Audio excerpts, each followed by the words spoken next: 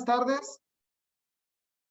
Buenas tardes a todos. El día de hoy tenemos con nosotros a un colega de aquí de la Universidad Autónoma de Nayarit, quien es el doctor Oyolsi Nájera González.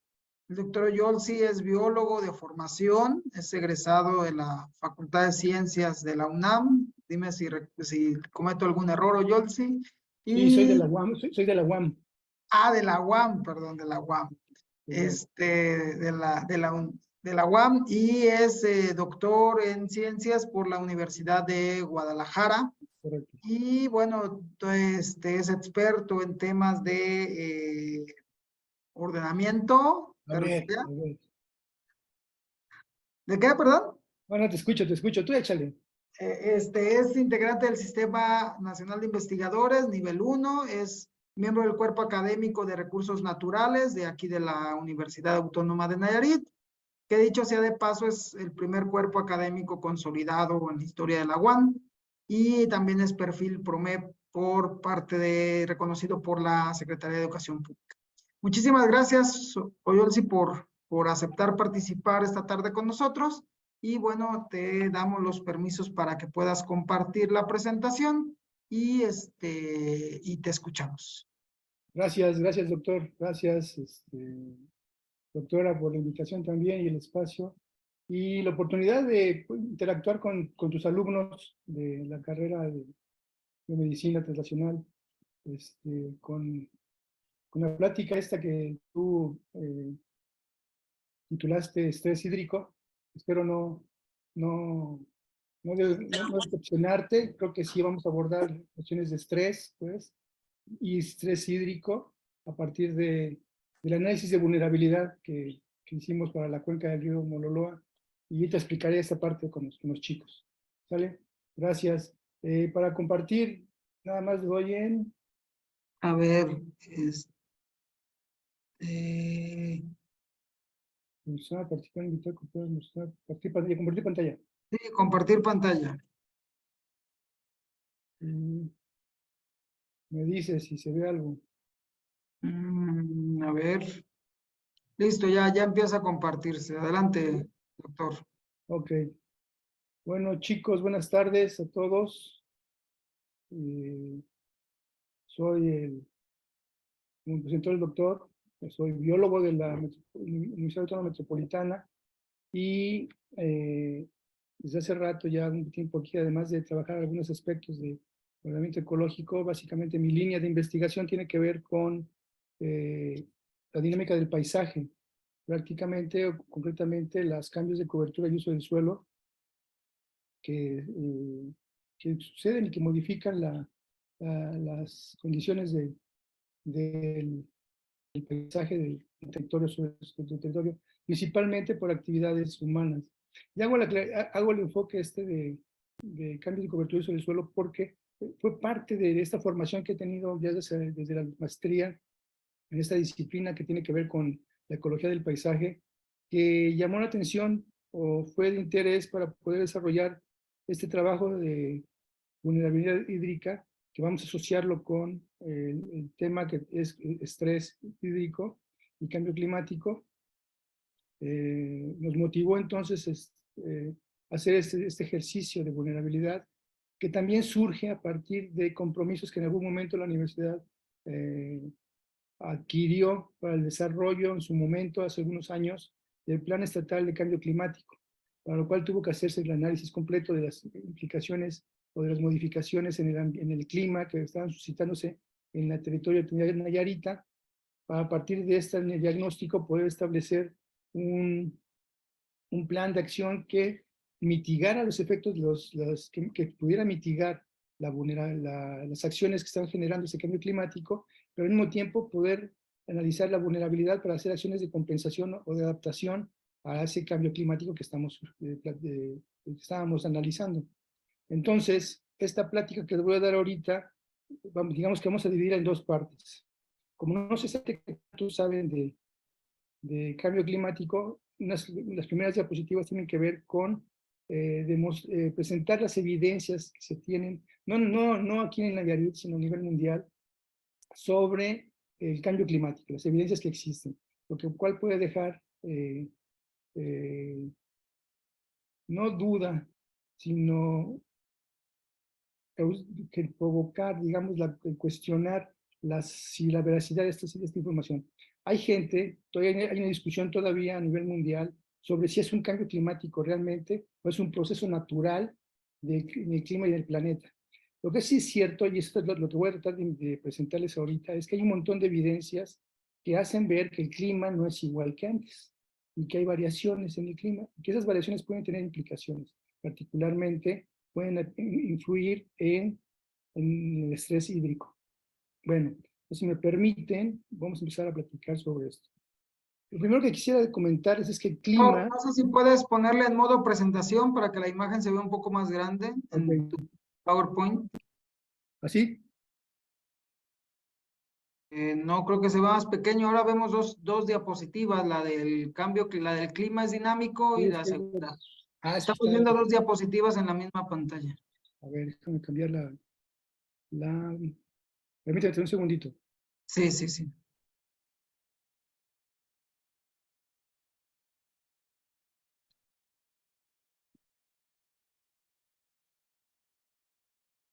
Es en la pestaña de invertir lo que es la vista de la pantalla. Invertir la vista de la pantalla. ¿Es dónde la veo, Víctor? Tiene que estar en la parte superior en modo presentación. Modo presentación. Ajá. Sale ahí arriba lo que es invertir, lo que es vista o vista de presentador y Dice moderador. cambiar pantalla. Es la que tiene las flechitas encontradas, doctora. Dale otra vez, Oyolsi, donde estabas. Permíteme. Y en la parte superior, ahí dice finalizar presentación, usar presentación con diapositivas y cambiar de pantalla. Lo que pasa es que tengo una barra aquí que me está estorbando. No la veo por eso. Antes, poquito antes. Por ahí arriba. Ya. Tenía una... sí. Listo, Ahí listo. está. ¿Sí? ¿Es correcto? Sí, está bien, correcto. Ok, gracias. Disculpen. Estas cosas del hombre blanco. Ok, entonces estaba yo con ustedes comentándoles que el clima es dinámico, per se, de manera natural, es el clima dinámico. Y ese dinamismo del clima, desde la formación de la Tierra, nos ha favorecido propiamente la vida en la Tierra, ¿no? Es decir, las condiciones atmosféricas se suscitaron de tal forma que permitió el desarrollo de organismos vivos hasta lo que los conocemos hasta ahora. Entonces, el clima, digamos que no es malo, porque de repente pareciera que esto del cambio climático pone en una posición un tanto amenazante, digamos, el clima, y cuando el clima realmente es una cuestión que favorece la vida, o ha favorecido la vida en el planeta. Ese como primer punto nada más. Después,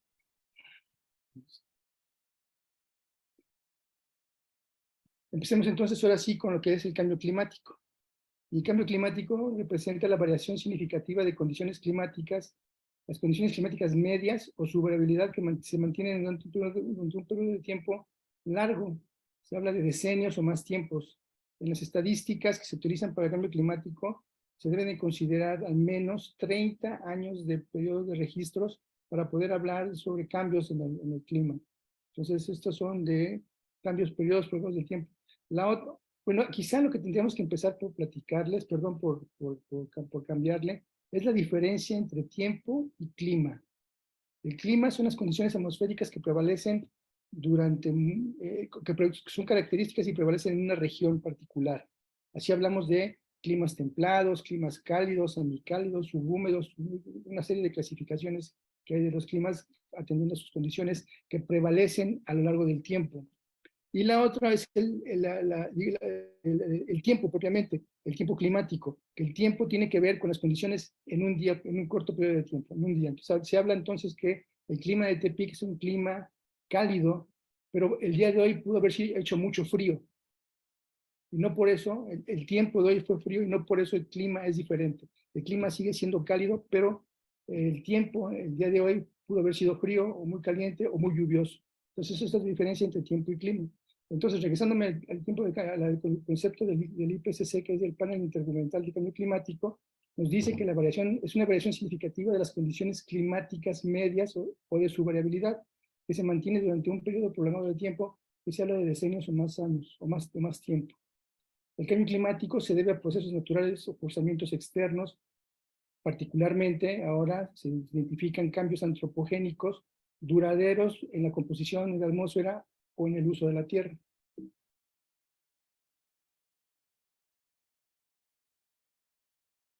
Chicos, si en algún momento hay una duda, por favor, levanten la, bueno, no sé si levantando la mano o intervengan y pregunten para que tengamos un flujo de comunicación, ¿sale? Por favor, no se queden callados y pregunten. Bien, bien. Mirta, Adelante, adelante, Oyolza. Frida, Gracias. y no sé quién más esté. Adelante, adelante. Ok. Ustedes también, compañeros, si ya no me entienden, háganmelo saber. Ok, en estas láminas De lo que les acuerdo, presento, doctor. en estas láminas lo que les presento son algunas evidencias del calentamiento o estas condiciones cambiantes, estas nuevas condiciones en el tiempo que se asocian o están un poco asociadas a las actividades humanas, por eso el cambio climático. Una temperatura media global que va en aumento, como lo muestra esta gráfica. Un nivel medio del mar también que se está subiendo, un nivel medio del mar, y una cubierta de los hemisferios polo y norte, los casquetes polares, que van disminuyendo también. Es decir, se está calentando el planeta, los casquetes polares se están derritiendo, al derretirse hay un incremento no solamente en la densidad del agua, la densidad, sí, la densidad del agua, sino también un incremento del agua por el deshielo de los polos, un incremento en el nivel del mar, y obviamente la temperatura atmosférica que va en aumento. Estas son, digamos, que las principales evidencias que se tienen a nivel global de cambio climático. ¿Por qué ¿A qué se debe este fenómeno? En parte, es un fenómeno natural. El efecto invernadero es un fenómeno natural y, como les decía en la primera diapositiva, tiene que ver con las condiciones de la atmósfera. Los rayos del sol entran al planeta, atraviesan la atmósfera, algunos chocan con la atmósfera y se regresan al universo, al espacio.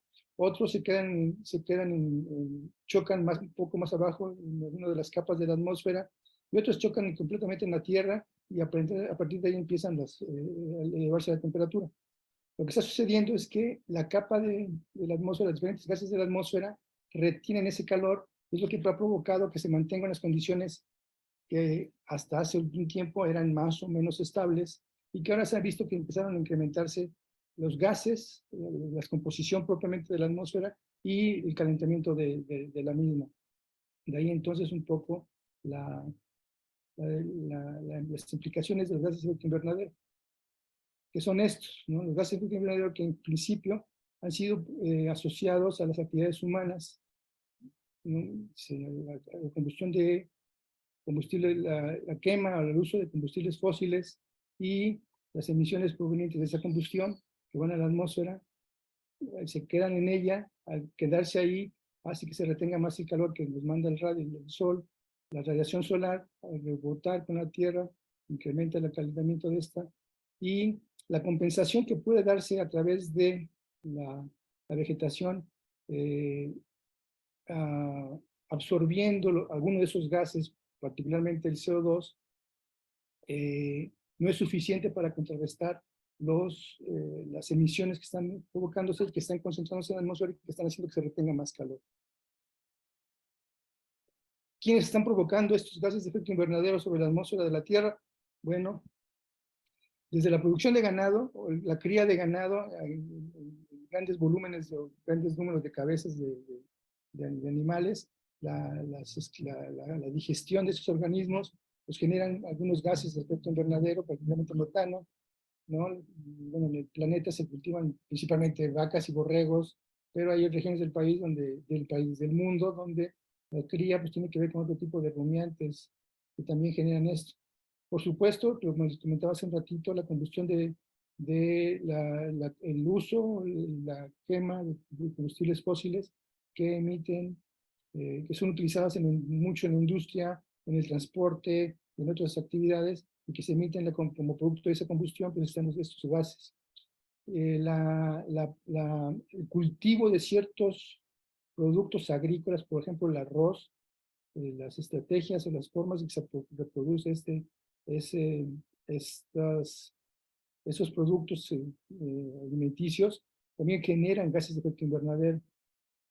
Les decía, las plantas generadoras de energía eléctrica, los propios hogares, los diferentes usos que hacemos energéticos de los hogares.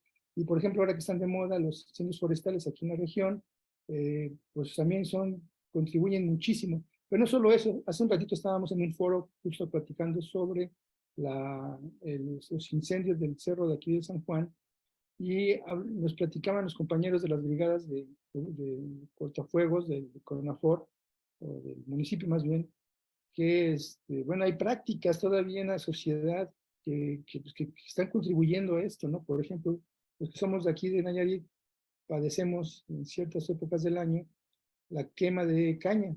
Sigue quemándose la caña antes de ser cosechada, con unos volúmenes de hectáreas que son prendidas, y que equivalente con ellas pues están las cantidades de humo que se están emitiendo, y de gases, entre ellos de efecto invernadero, que se están generando en la atmósfera por prácticas culturales, digamos, ¿no?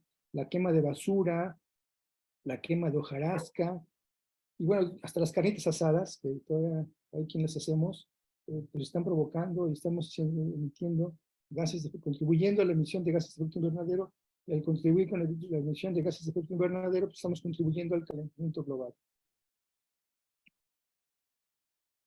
En estas gráficas, básicamente están esas contribuciones, algunas de las líneas que están aquí señaladas, pues tienen que ver con los diferentes modelos, lo observado, y los modelos predictivos asociados con los gases del efecto invernadero, como contribuciones al cambio climático en los incrementos de la temperatura. En México, esas gráficas en México, lo que podemos estar viendo aquí son la temperatura global promedio, que en general, que en promedio pues, va en aumento, ¿no? Podemos ver aquí en la tablita para la Guanajuato, la temperatura máxima en 1960, entre 60 y 74, era de 26 grados centígrados. En el periodo de 75 al 84 se mantiene, pero entre el 85 y 2004 hay un incremento de 0.2. Pudiera no ser perceptible, 0.2 grados pudiera no ser perceptible para nosotros. Sin embargo, es una evidencia de que hay un incremento de la temperatura. Vean particularmente la temperatura mínima. Recordemos que la temperatura máxima son las temperaturas altas, y las temperaturas mínimas son las temperaturas frías. Las máximas son calientes y las temperaturas mínimas son más frías. Como las temperaturas frías sí se están incrementando. Las primeras fechas, que eran del 60 y 74, se mantenían en 9.7, y entre 2005 y 2004 ya los registros de temperatura mínima fueron de 11 grados, 11.6, prácticamente 3 grados de diferencia. Estas ya se notan, es decir, las noches, los días, las temperaturas frías se están calentando. Y bueno, como resultado, la media también se va incrementando. Y creo que en la siguiente gráfica se va a hacer más clara estos cambios. En esta de noches frías. Oye, sí. Ahorita que mencionas las quemas agrícolas, ¿se tiene considerado cuál es la aportación de gases o de contaminantes por quema de caña en el Valle de Tepico? Que sea, ¿cómo sería cuál es la influencia del quema de caña en el valle? Mira, tiene que ver con varios puntos, bueno, chicos, para todos, tiene que ver con varios puntos. Sí está estimado, se estimó hace algún tiempo, como cuando hicimos el Plan Estatal de Acción de Cambio Climático. Se hizo estimaciones, los diferentes sectores que contribuyen, particularmente el agrícola y la caña, que es muy difundido el cultivo en el estado. Se estima a partir de los contenidos de biomasa, los cálculos de biomasa y factores de conversión ya estipulados para la conversión de esa biomasa en carbono. Recordemos que las plantas, aquellos organismos que tienen clorofila, sintetizan, y luego con ustedes, no sé si son las palabras correctas, utilizan el CO2 atmosférico y lo convierten en carbono como parte de su biomasa. Al quemar la caña o al quemar las plantas, ese CO2 almacenado pues se vuelve a regresar como, ese carbono se vuelve a regresar a la atmósfera como CO2. Entonces, sí, hay datos ya de factores de conversión de caña y otros productos agrícolas y cómo su manejo, porque incluso el cortarlo y el procesamiento que se le da, por ejemplo, a maíz, pues finalmente hay emisiones, se estiman que hay emisiones de CO2 a la atmósfera por ese tipo de manejo. Digo, que son manejos que se dan, ¿no? Es como con las vacas, es una función biológica de las vacas el tener cuatro estómagos, y en cada estómago en cada recámara de esos estómagos hacen una digestión, y finalmente hay una combustión, una generación de gases entre los que salta el metano también, ¿no? Y eso es natural. Entonces, ¿qué hacemos? ¿Dejamos de producir, de criar vacas, o estimamos y manejamos sus contribuciones de gases de efecto invernadero, las contribuyen, las absorbemos, las asumimos, pues, ¿no? Entonces sí, no me acuerdo si tengo alguna diapositiva sobre eso, pero ahorita les platico entonces un poco más esto de cómo la quema emite emisiones y cómo podemos establecer sus contenidos. Aquí lo que hemos hecho, algunos trabajos que hemos hecho, y acabamos de publicar uno, es una estimación de, primero, biomasa de pinos y encinos en el Cerro San Juan. ¿Cuántos árboles? No medimos árboles, lo medimos por superficie, y los números de árboles por hectárea, y qué diámetro tienen para establecer y conocer su biomasa. Al conocer su biomasa, podemos convertirlo eso en carbono almacenado. Y ese carbono almacenado, ahora con el incendio, si sabemos cuántos árboles se perdieron, podemos estimar cuánto CO2 se fue a la atmósfera producto de este incendio. En cuanto a los árboles, también hay estimaciones de factores de conversión para algunos pastos y algunos arbustos, que fue lo que más se quemó ahora en el incendio. Parece que hubo más quema de arbustos y pastos que de árboles realmente. Pero bueno, ambos contribuyen a esto. Entonces, es un poco cómo funcionan estas estimaciones del CO2 por la quema de biomasa, o en este caso de plantas. Me regresaba a estas evidencias que hemos visto de temperaturas. Noches frías, noches y días cálidos y noches y días frescos. Las noches cálidos se han vuelto más cálidos, como está señalado aquí en esta gráfica. Y los días y noches frescos se van haciendo menos, o sea, es decir, se están calentando, ¿no? Lo que era frío empieza a calentarse, y lo que es caliente se calienta más. Esas son parte de las evidencias de este cambio climático que tenemos encima, ¿no?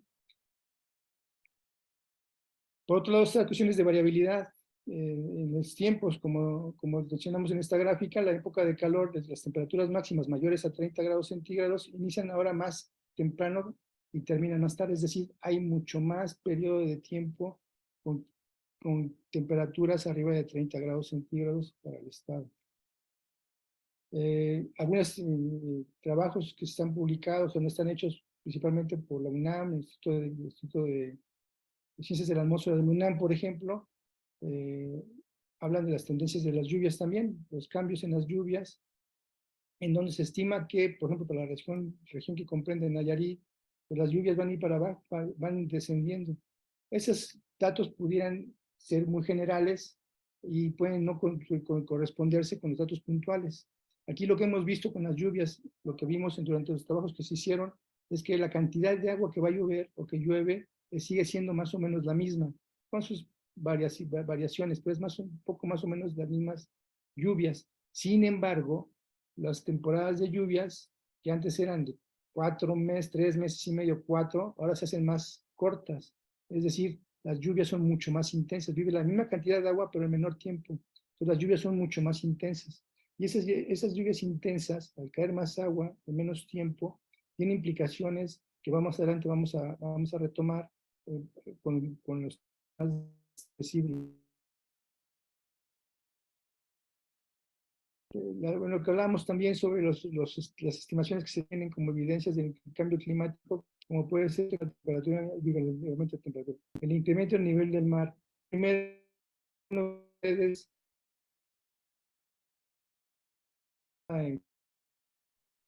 estaba en el lado de, Te escuchamos cortado, internet. Yotzi. Te escucho cortado.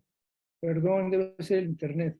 Sí. Les decía que quizá algunos de ustedes en Facebook, incluso apareció por ahí el link de este simulador del aumento en incremento del nivel del mar para el país, en donde bueno, es dinámico, con el tiempo esto se veía un aumento, pero para Nayarit quizá la zona más vulnerable sea la zona de la costa norte, la parte de Santiago, Tuxpan, toda la parte que corresponde a la llanura costera del Pacífico, que corresponde a Nayarit, por ser zonas bajas, son las que seguramente se vayan impactadas por el incremento del nivel de mar. Las estimaciones que se hicieron acá también correspondían a estos niveles, pero con una metodología enfocada principalmente a las formaciones geomorfológicas de esta región. Como ustedes saben, bueno, como mucho está por ahí publicado, son zonas de barras que tienen que las barras corresponden a una dinámica de formación digamos que de formación de territorio que se lleva muchos tiempos y están a niveles muy bajos sobre el nivel del mar o muy cercanos al nivel del mar, incluso inferiores al nivel del mar. Entonces, al final de cuentas, las estimaciones correspondían también a identificar esas regiones de la costa norte de Nayarit como las zonas más vulnerables a incrementos del nivel del mar. Pero incluso ahora estamos haciendo un trabajo con una chica de biología que tiene que ver con erosión hídrica. Erosión costera. Es decir, cómo se ha ido modificando la línea de costa, particularmente cómo ha ido perdiendo territorio, tierra, digamos, el territorio nayarita con respecto al mar. Y muchas de estas, estamos identificando regiones donde las diferencias son de cientos de metros, no sé si kilómetros, pero sí 300, 400 metros de diferencia entre lo que hace 10, 15 años era playa, ahora es mar esa parte. Y en parte está asociada con algunos eventos o obras que se han hecho al interior del territorio, pero la otra tiene también que ver con este posible incremento que se está detectando sobre el mar. Quiero comentarles que particularmente para México, al situarse en el globo terráqueo a la altura del Ecuador, o cerca del Ecuador, en la parte media del planeta, es poco, digamos que su probabilidad de, los efectos van a ser un tanto poco, no muy perceptibles, no van a ser muy evidentes por su situación geográfica en la que se encuentra. En fin, las evidencias también que hay sobre el cambio climático se van a ver reflejadas o están siendo reflejadas a través de los efectos. Perdón, Oyolsi. Dígame. Si te regresas a la gráfica anterior, a esa, realmente, no, a esa, yo sí he visto unas gráficas, bueno, realmente alarmantes, sobre todo en el tema de la costa norte de Nayarit y particularmente en la costa de Tabasco. O sea, Sí, realmente ahí nos muestras unos datos, pero realmente las proyecciones a 20, 30 años son catastróficas para la zona de Tecuala particularmente. ¿Qué nos puedes decir al respecto? que yo lo que puedo decir es que hay todavía cierta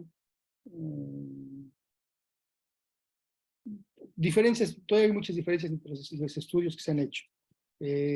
Se hablan de que los incrementos son muy bajitos y o sea, muy pequeños a lo largo del tiempo. Sí va a haber estos modelitos que están aquí, como este que está viéndose aquí con zonas rojas.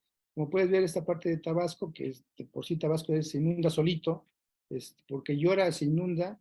Imagínate con los movimientos del incremento. Recordemos que el mar no es estático.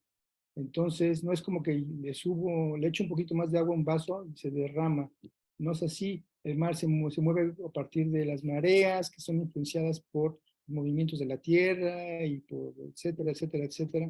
Entonces, las estimaciones, creo que hay muchas diferencias en las estimaciones todavía. Si leíste las más catastróficas, pues a lo mejor hay que buscar otras, y es posible que encontremos estimaciones en las que sí hay tendencias muy claras de un incremento, pero que pueden ser todavía presentadas en un periodo de tiempo mucho más largo que 20 años. Yo algunos estudios, artículos que he leído, se habla de 50 o más años antes de que veamos realmente estas configuraciones que están aquí marcadas de rojo para Tecuala.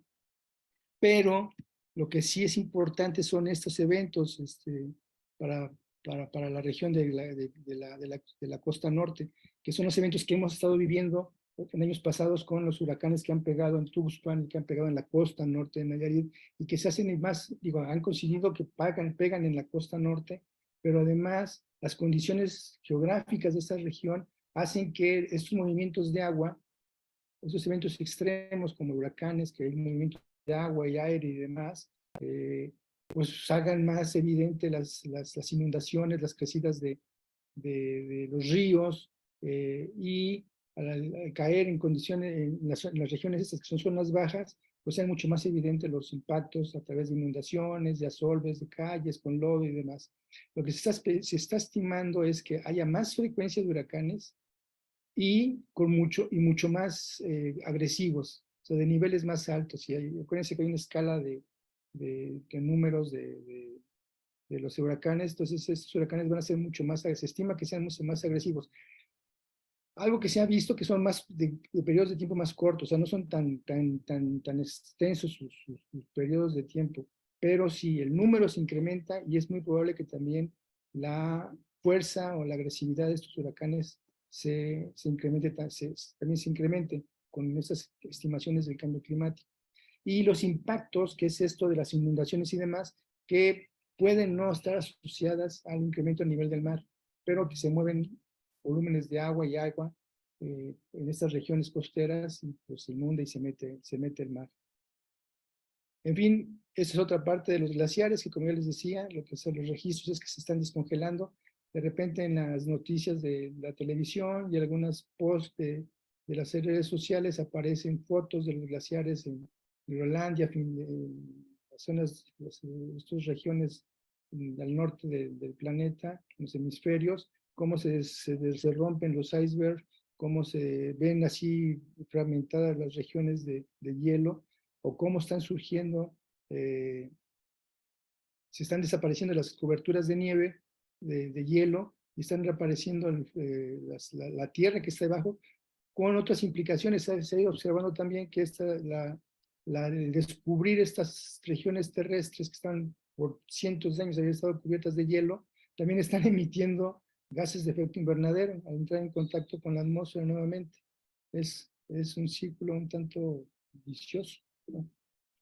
Ahí también me gustaría abonar un poco, doctor, que Sí. también en el área más, digamos, más biológica, más microbiológica, digamos, se ha descubierto que el descongelamiento de los polos o de los glaciares en general trae consigo la reemergencia principalmente de virus, de nuevos virus que de alguna manera están almacenados, hay virus ancestrales que están almacenados en los hielos y de repente se habla de que a partir de estos, pues, pérdida de glaciares, pueden aparecer nuevos virus patógenos para los seres vivos, ¿no? Sí, y asociando tu reflexión, gracias, qué bueno que lo comentaste, sí, cierto, esos artículos y esos posts o notas cortas que se han publicado, realmente no he leído un artículo completo sobre esto, son notas cortas sobre descubrimientos de zonas frozen se llaman, algo así se llaman. No, estoy equivocado. Tiene un nombre particular, se me fue ahorita. Para gases de efecto invernadero y emisiones, pero también tienes toda la razón. Están descubriendo que se están despertando, por así llamarlo, saliendo de su aletargamiento, de su hibernación, digamos, un montón de bichos que no se conocían, ¿no? Y que pueden generar, pues más bien no sabemos qué puede provocar, ¿no? Y eso, digo, si lo asocias con las líneas de la carrera, las líneas que tienen ustedes ahí definidas en la carrera, la de biomedicina ambiental, ¿se llama? ¿Si me equivoco? Sí, justamente esa es la idea, ¿no? De estos fenómenos emergentes exacto, y De repente, como fenómeno emergente, pero también la otra parte del cambio climático como salud de los ecosistemas, sí, sí, sí, claro, claro. ¿no? Muy bien. Bueno, como resumen, digamos, insisto, si quieren hablar de cambio climático, no, lo que sí es cierto es que las temperaturas de la superficie terrestre están aumentando, y ahí están las evidencias. La concentración de vapor de agua se está incrementando también. El contenido de calor en el océano está subiendo, lo que aumenta el nivel del mar. Y provoca también que se generen otro tipo de fenómenos como el incremento de fenómenos meteorológicos como huracanes. Los glaciares y las cubiertas de nieve están disminuyendo. Los patrones de viento y las tormentas de las latitudes han estado cambiando. Hay sequías más prolongadas y severas. Eventos de precipitación también más intensas que están aumentando, incluso en algunas regiones donde antes no se presentaban. Temperaturas extremas que van a la alza y la intensidad de los ciclones tropicales en aumento. Esas son, digamos que en resumen, muchas de las evidencias que han ido que se tienen para definir que sí hay un cambio climático, pero que si no lo quieres ver como cambio climático, están cambiando las condiciones de la temperatura del clima del mundo, ¿no? Bueno, chicos, Byron, Mirta, Pulido, Frida, Víctor, Iván, ¿algún comentario sobre esta parte de cambio climático? Yo he escuchado mucho tema de los cambios climáticos y sus repercusiones. Un claro ejemplo es el de los polos, ¿no? Que se descongelan y empieza los problemas de los osos polares, que ya no tienen refugio y que se están, como quien dice, se está acabando su hábitat. Y se han propuesto campañas para evitar todo esto de los gases invernaderos, pero creo que no está dando fruto y yo no entiendo por qué. Ajá. ¿Qué tipo de campañas has escuchado, Frida? Bueno, he escuchado eso de parar la contaminación y no tirar, pues lo típico, ¿no? De no tirar botellas o plástico al mar, separar los diferentes tipos de basura, utilizar menos el carro y todo eso, pero, o sea, no va 100% enfocado en lo que debería ir. Es lo que yo siento. ¿Lo sientes? Ok. Oye, Frida, ¿te puedo hacer una pregunta? Sí, adelante. De esas acciones que me acabas de mencionar, ¿cuáles llevas a cabo tú? Yo, este, yo llevo a cabo la mayoría. ¿Sí? Yo, ajá, aquí, mm, pues sí, la mayoría. Bueno, pues te felicito. Porque lo que yo creo es que esas acciones que sirven y contribuyen a disminuir el incremento del nivel de los gases de efecto invernadero, lo que pasa es que no todo el mundo los hacemos. No todo el mundo hacemos, de repente se nos olvida que hay que cuidar los recursos, que los recursos son finitos. Pero ahorita que sigamos con la parte del agua, hay una sección que tiene que ver con huella ecológica y vamos a darte cuenta que hay cosas que tampoco podemos evitar. Hay que darle de beber agua, hay que darle de beber a los animales, hay que darle de comer a los animales y para algunos de esas actividades necesitamos algunos recursos, en este caso del agua, y de manera natural hay emisiones a la atmósfera por algunas acciones que tenemos que hacer.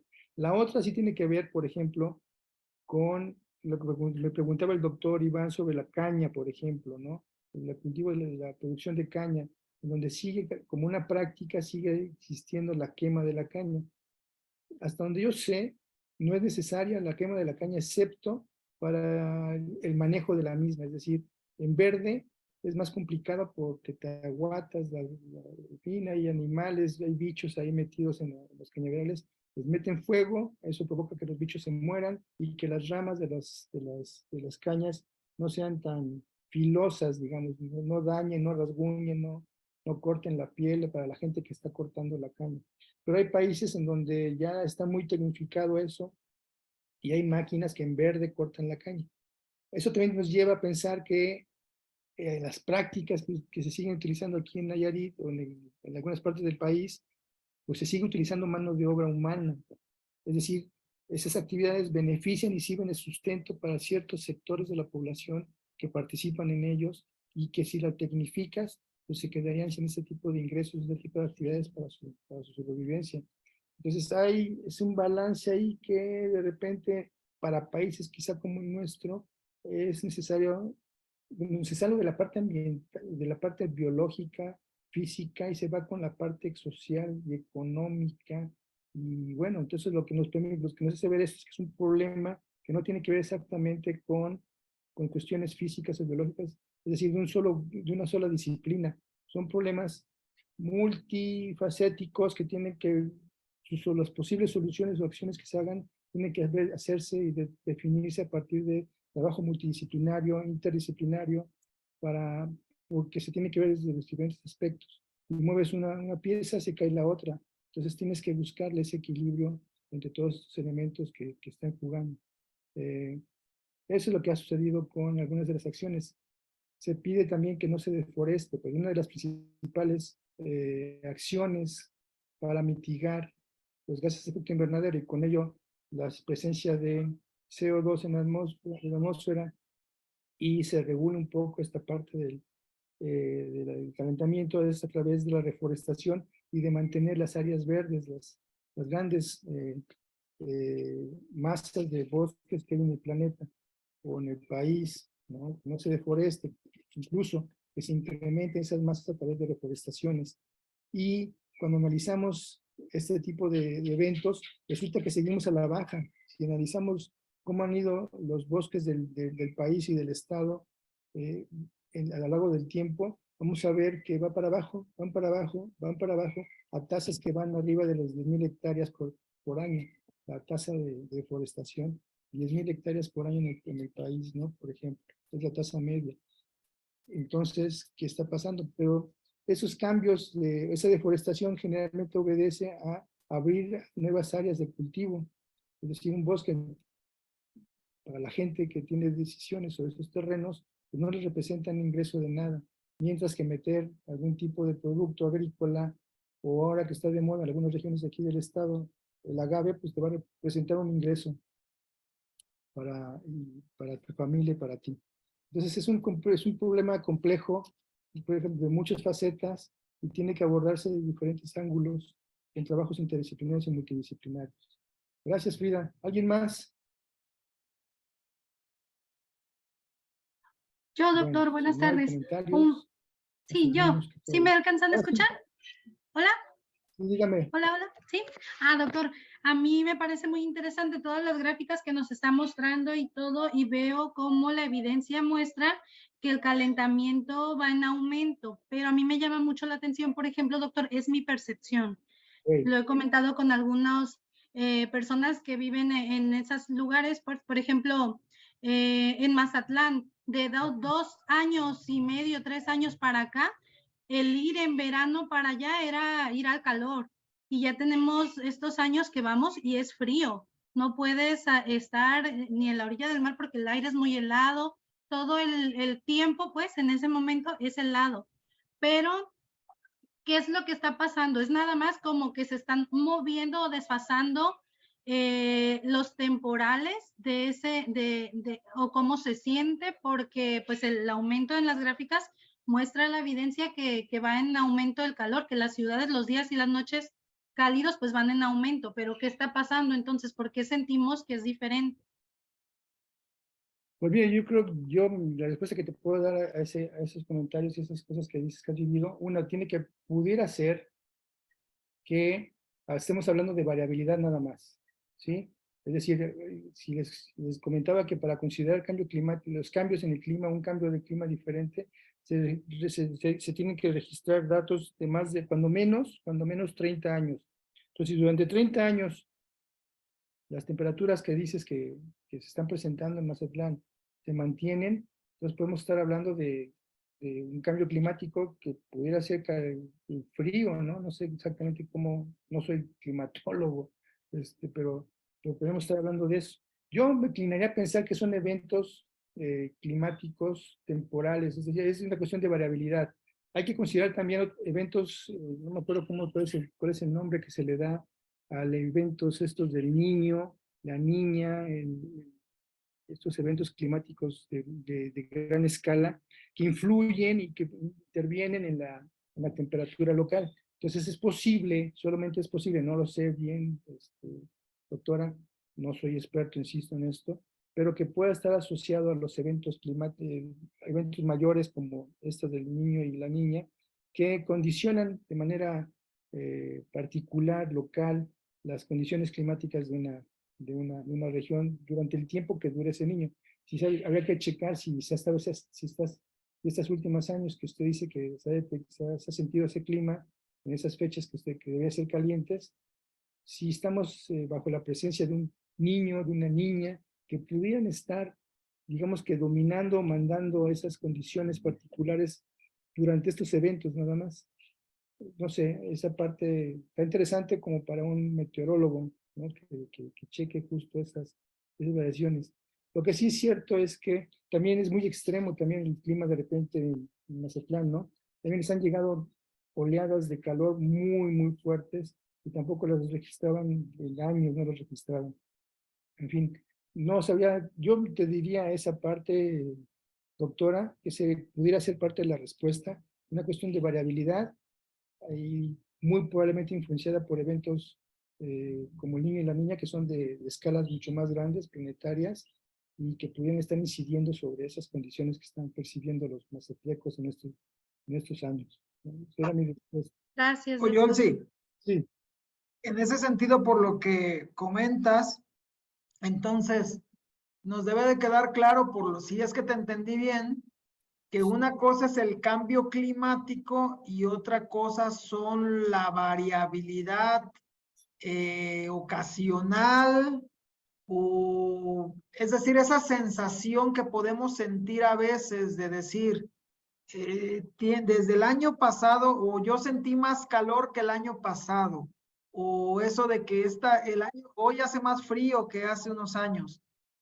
Son más bien, si bien es cierto, pueden estar relacionados con el cambio climático, no es así tan sencillo el problema que tenemos. sí, no, tienes toda la razón. El problema es complejo. Quizá lo puse de manera muy simple yo ahorita con las estadísticas y nada más presentando gráficas en aumento, en disminución de las variables, pero lo que está provocando, hoy nada más por el incremento en gases de efecto invernadero, pero sí, efectivamente, hay condiciones de gran escala, por ejemplo, eventos como el niño y la niña, y el otro, ENSO, no me acuerdo sus nombres bien, que son de escala mayor, que están produciendo, que prevalecen, estaban ahí presentes, y que ahora están siendo modificados, alterados justamente por ese incremento en el calentamiento de la atmósfera. Se modifican, y al modificar estos, se modifican también los patrones de estos eventos, niño, niña y los otros que existen, que no me acuerdo cómo se llaman,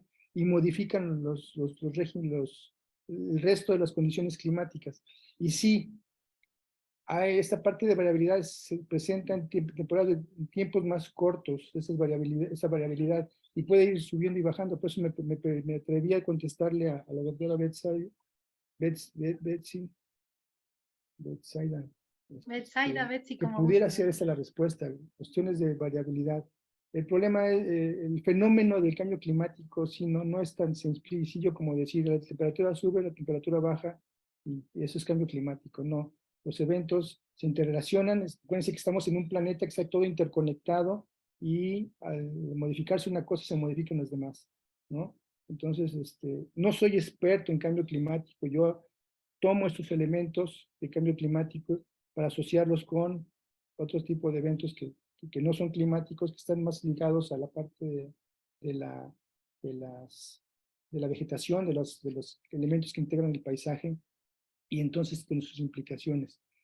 Pero como tal, expertos no, de cambio climático no soy. Les trato de dar esta referencia. Hemos leído artículos sobre cambio climático, los leemos de esos eventos, cómo influyen esos eventos en las condiciones climáticas locales, pero no soy, como tal experto, no me atrevo a mencionarme. Creo que hay gente que sí se maneja en ese sentido. Pero creo que la respuesta que te estoy dando sobre las condiciones que nos platica la doctora de Mazatlán están ligadas a este tipo de condiciones que se generan a partir del calentamiento de la atmósfera y que se desencadenan todo este bando de eventos que se ven reflejados de diferentes formas a nivel más pequeño, más local. Bien, bien. Adelante, Gracias. adelante, biólogo. Bueno, ahora sí entramos con la parte de la vulnerabilidad. Y bueno, empezamos a hablar, es un análisis de vulnerabilidad hídrica que surgió a partir pues de una crisis que se está detectando ya a nivel mundial también sobre el recurso agua. Hay gente que ha ido haciendo sus estimaciones y que ha ido publicando sus resultados, pero bueno, también hay cosas que no podemos, que están, digamos que más o menos claras. Y hay coincidencia en algunos datos con respecto a la disponibilidad del agua en el planeta, aunque es un planeta azul, un planeta dominado por agua. Lo cierto es que esa agua, el mayor porcentaje de esa agua corresponde a agua del mar, agua salada, con ciertas características que no son del todo favorables para nosotros directamente, ¿no? Porque son favorables en términos de los animales, de los peces que aprovechamos, pero no. El otro 2% se supone que es agua dulce, pero está congelada, es decir, aquella que está confinada en los casquetes y que, como vimos en los datos estos de cambio climático, pues empiezan a fragmentarse, empiezan a desvanecerse y pudieran estarse sumando a este 2.26%, pudieran, ¿no? Que es el 0.26% el que sí está disponible o está en condiciones para el consumo humano. Entonces, del 100% de agua que está en el planeta, apenas un 2%, un 2.26%, 0.26%, al menos es disponible para el consumo humano. Y hay autores como estos dos amigos, Mendoza y Jiménez, que dicen que en el mundo el recurso hídrico se encuentra amenazado por el incremento demográfico, ¿no? A mayor,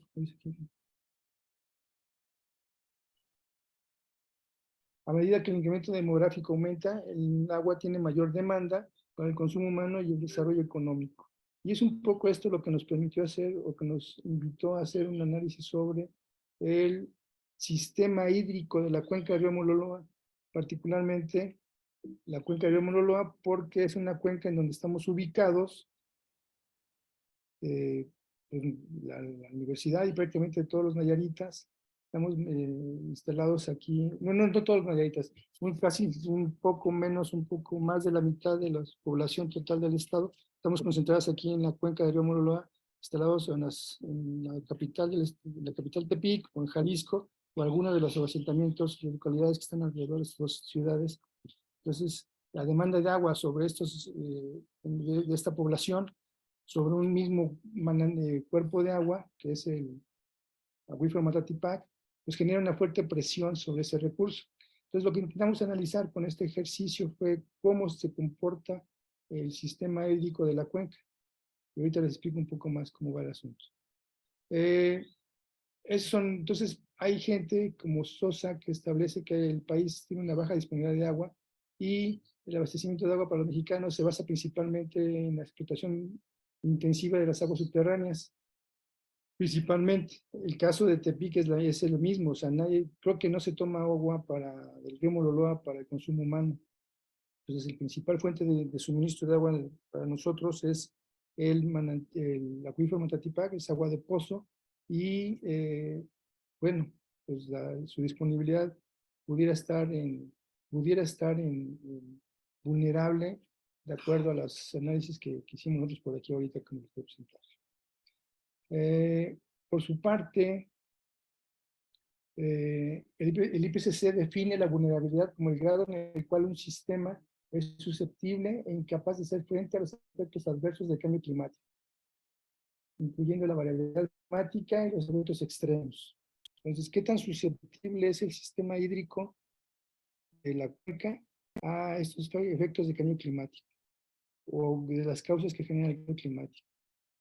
Magaña establece, comenta que la vulnerabilidad es el conjunto de condiciones físicas, sociales y económicas que inciden en la posibilidad de afectación de las personas o del sistema que esté trabajando, el sistema natural o social, debido a la ocurrencia de fenómenos naturales y que están en relación con su exposición, sensibilidad y capacidad adaptativa. Y básicamente esos tres elementos, exposición, sensibilidad y capacidad adaptativa, son los elementos que se estimaron aquí en el área de estudio para definir qué tan vulnerable es el sistema, no las personas, no la población, sino el sistema para su función, particularmente la recarga de acuíferos, que posteriormente pueden ser disponibles o pueden ser aprovechados por nosotros. Entonces, este componente o este análisis de vulnerabilidad hace el análisis de la exposición, la sensibilidad y la capacidad adaptativa a través de indicadores.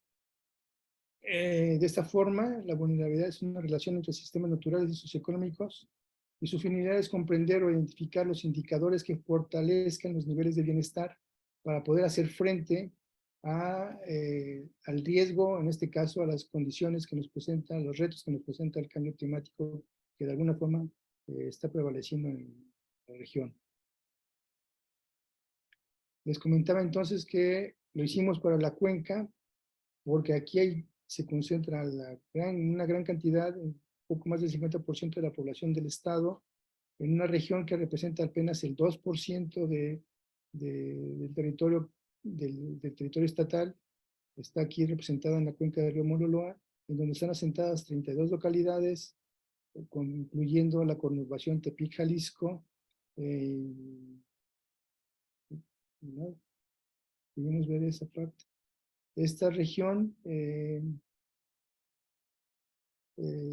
pues ha sido una fuente de recursos diversos para el desarrollo de la ciudad, es decir, se han aprovechado recursos como los forestales, los pétreos, para el desarrollo de toda esta mancha urbana que estamos viendo aquí en la foto, y que para ello pues podemos acercarnos a los relatos del maestro Pedro Luna, que nos habla de por qué se asentó aquí la ciudad, y cómo la relevancia de los manantiales y de algunos recursos favoreció que esta región se desarrollara como la ciudad, pues como la capital.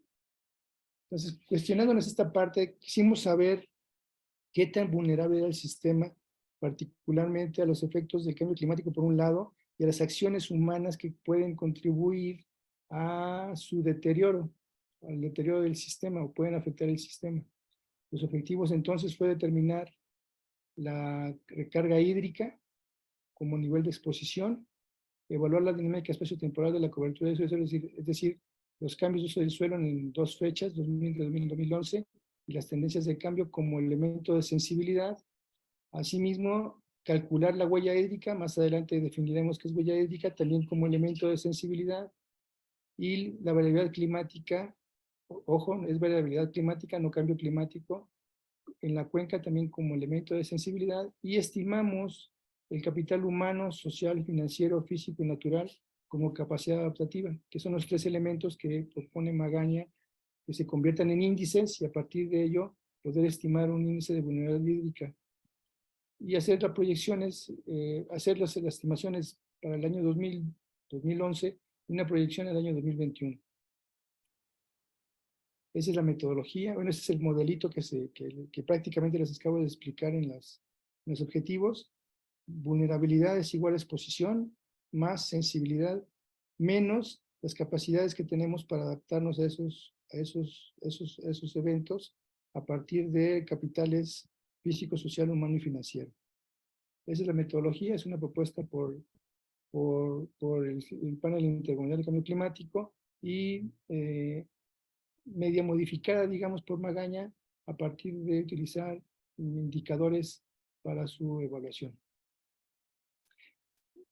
Entonces, lo que hicimos fue estimar la recarga hídrica del acuífero de Matatipac como indicador de exposición, estimar los cambios de cobertura del suelo en las dos fechas que les mencioné, 2000 y 2011, estimar la huella hídrica, el modelo de huella hídrica verde, azul y gris, que más adelante les platico, la variabilidad climática, un análisis muy somero de variabilidad climática, Y la capacidad adaptativa, a partir del capital humano con el que se cuenta la región, el capital social con el que se cuenta, los recursos financieros que están de alguna forma disponibles o se proveen para contrarrestar ciertas, a través de programas de gobierno, el capital natural con el que contamos, que también es una contrarresta, digamos, los efectos del cambio climático. Ya les comentaba que las áreas verdes son importantes para contrarrestar los gases de efecto invernadero y con ello el cambio climático. Entonces, el capital natural que se cuenta es un estimador de capacidad adaptativa, y capital físico como principalmente elementos de infraestructura que favorecen o no la movilidad de algunos de estos elementos. Como si trabajamos por indicadores, hicimos una tabla de niveles, desde muy bajo al muy alto, según las puntuaciones, y una representación en colores. Los niveles en color verde oscuro representan los niveles muy bajos de vulnerabilidad, mientras que los rojos representan los más altos en esa paletita de colores. Los resultados del indicador de disponibilidad, de exposición. Bueno, utilizamos una metodología propuesta por Loshinsky, en donde básicamente lo que hacemos es identificar unidades de recarga hídrica, hacer el cálculo de balance hídrico y estimar los volúmenes de recarga a partir de ellos. Aquí en resumen, utilizamos mapas de uso del suelo, utilizamos los mapas disponibles por el INEGI, construimos una mapa de pendientes a partir de curvas de nivel y utilizando herramientas de SIG, construimos las zonas con los tipos de pendiente que estén en la región y los mapas de cobertura del terreno a fin de definir unidades de recarga. Para este caso se definieron 36 unidades de recarga hídrica, considerando estos tres elementos, los tipos de suelos, porque los tipos de suelos, por sus características físicas, algunos absorben más agua, funcionan más como esponja que otros. La pendiente, porque la pendiente da tiempos de retención, más bien tiempos para recorrer el agua. Una pendiente pronunciada, el agua corre mucho más rápido y no le da tiempo al suelo de absorberlo. Y una pendiente más suave hace que los tiempos de recorrido del agua sean más lentos y entonces favorece que los suelos la absorben. En estos movimientos de agua, la vegetación también juega un papel importante. Si hay una pendiente suave y tienes poca vegetación, los tiempos pueden ser medios para la absorción del agua. Pero si tienes una pendiente suave y mucha vegetación, hay más tiempo todavía de retención del agua y hay posibilidades de que el agua sea absorbida por los suelos. Infiltradas es la palabra correcta. Bueno, los niveles potenciales de recarga que obtuvimos fue con estos volúmenes. Recarga potencial del acuífero, muy alto, de 1258 a 1300 milímetros al año, y los muy bajos, de 0 a 10. Los volúmenes que estimamos fueron estimaciones de 3 millones, bueno, son números muy grandes, de metros cúbicos, que después los transformamos en hectómetros para hacer números más pequeños, pero son millones de metros cúbicos de agua los que se registran en los niveles más altos, en las unidades de recarga con niveles altos, y así quedaron los volúmenes. Y la representación, que al final es mucho más gráfica, mucho más entendible, quedó así. Como pueden ver en nuestros mapitas de la cuenca, las zonas en verde representan los niveles de recarga hídrica más altos, mientras que los rojos representan los más bajos. Los rojos, si lo ven ustedes aquí, esta mancha aquí en medio representa la ciudad de Tepic, y sale con un valor muy bajito, porque en la ciudad tenemos básicamente cubierta toda la ciudad está cubierta de cemento, y el cemento no favorece la infiltración o la captura de agua. Entonces, la captura de agua es nula en estas regiones. Las otras áreas que están a un lado de esta, de la capital, son áreas relativamente de baja pendiente, una pendiente muy suave, pero sin vegetación. Son áreas de cultivos en donde no se favorece mucho la infiltración. Bueno, Oye, sí, sí, dígame. que te interrumpa. ¿Cuál es tu opinión técnica de estos, pues particularmente el fraccionamiento este de alta plusvalía que se está haciendo en las faldas del Cerro de San? Mi opinión técnica. Sí, sí, técnica, más allá de la Me aspiración que gustaría todos tener un tendríamos. me gustaría tener un terrenito ahí. ¿Cómo? Que me gustaría tener un Sí, terrenito. sí, por eso te digo, más allá de la aspiración económica que todos tendríamos, ¿cuál es tu A ver, opinión técnica? desmenúzame tu pregunta. ¿A qué te refieres con técnica? Sí, sí, o sea, desde el punto de vista ecológico, de impacto ambiental, del impacto sobre la ciudad, del impacto sobre la captación de agua, sobre el Ok. impacto ambiental de este tipo de fraccionamientos en una zona, pues, tan, No es tanto el fraccionamiento en particular ese que tú comentas. bien, No quisiera marcar o señalar particularmente ese fraccionamiento. sí, Siento que eso es referente nada más. Pues nada, que tiene un impacto. Al construir ese fraccionamiento se pierde estos elementos que he comentado por acá, que tienen que ver con la vegetación, se modifica, se quita la vegetación. A lo mejor la pendiente también se modifica, es decir, se nivelan los terrenos para poder edificar en ellos. Y al nivelar los terrenos, se modifican las condiciones naturales del suelo. Entonces, las propiedades naturales del suelo de absorción se pierden por compactación y nivelación y por pérdida de vegetación, lo que hace que, aunque sea un suelo desnudo, está tan compactado y está con tal pendiente que no se favorece la infiltración. Ese fraccionamiento, el de al lado que no es de alta plusvalía, y todos los que estén en estas zonas aledañas a la ciudad, que son las partes bajas de la sierra, ¿no? Se le llaman pies de monte, son lomeríos y pies de monte, en donde hay mucha pómex, mucha jal, ¿no? Que favorece la infiltración y se favorece la absorción, la filtración de agua, de lluvia, pero que si le quita las condiciones que frenan, que hacen que el tiempo de circulación del agua sea menor, pues aunque estén estas aguas, estas tierras no se va a ver favorecida la infiltración, por un lado. Y por otro lado está la amenaza de cambio climático. ya me encargué la cuestión. Y como les decía hace ratito, lo que se estima es que va a llover la misma cantidad de agua, Café. pero en tiempos más cortos. Entonces, si le quitas tiempos de retención y además le avientas el chorro de agua fuerte en tiempos más cortos de tiempo, pues no se favorece la infiltración. Ese es el principio que tenemos aquí. Entonces, desde el punto de vista técnico, el impacto es alto. Obviamente va a ser en medida de la superficie que represente cada proyecto de fraccionamiento o cada proyecto que se plantea en estas zonas, el impacto, pero si la sumas, la sumatoria de estos pequeños terrenos, o sea, un poquito de esto, un poquito de esto, un poquito de esto, un poquito de esto, y el propio crecimiento de la ciudad, pues vamos generando un impacto mayor. Ahora, eso es en cuanto a la recarga, pero si está creciendo la ciudad, si están haciendo fraccionamientos, es porque hay una demanda, va a haber mayor cantidad de gente, y esa cantidad de gente va a requerir también de servicios. Parte de esos servicios va a ser el suministro de agua potable que viene de los pozos. Entonces tenemos un problema pues interesante. Por un lado, no permitimos que siga recargándose el acuífero, pero por otro lado estamos sacando agua para satisfacer la demanda de esa población en crecimiento. Y si nos regresamos un poquito al concepto de estrés hídrico, tiene que ver un poco con esto, ¿no? Que los volúmenes de uso sobrepasan la disponibilidad de ese mismo recurso, en este caso del agua. Por eso genera un estrés particularmente hídrico. Entonces, pudiéramos estar cayendo en ese supuesto.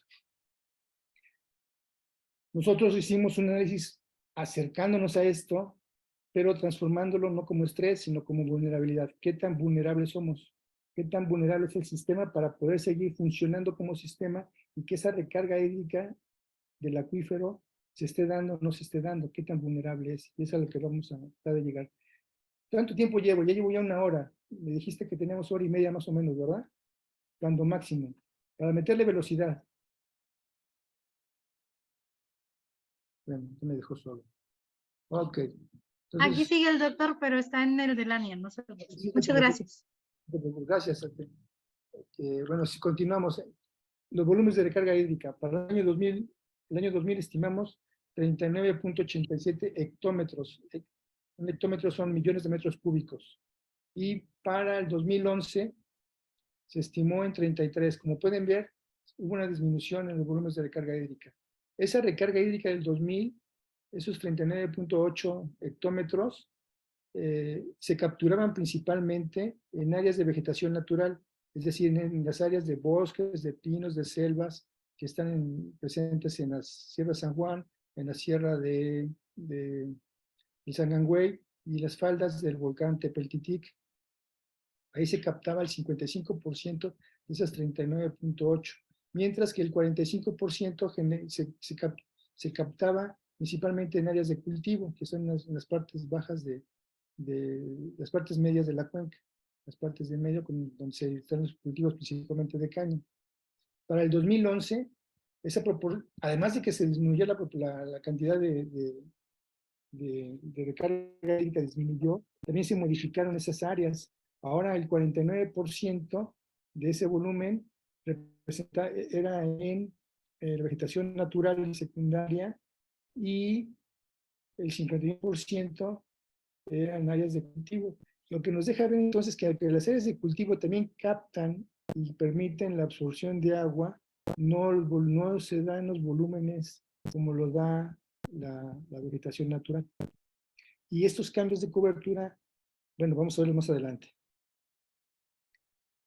Al final el índice de exposición quedó así, un índice alto de exposición, o sea, qué tan expuesto está el sistema, en este caso las unidades de carga hídrica, qué tan expuestas están, las que están en rojo, que son muy poquitas, y principalmente estamos en una condición media, que es la amarilla, y una condición alta, que es la naranja.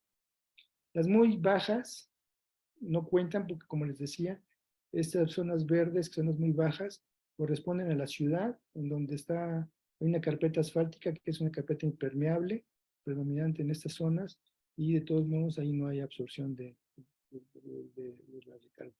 Esto fue para el año 2000 y se modifica esas unidades, estas manchas, estas figuras amarillas y naranjas se ven modificadas, pero siguen prevaleciendo una condición media y alta en la región de la cuenca de río Mololó.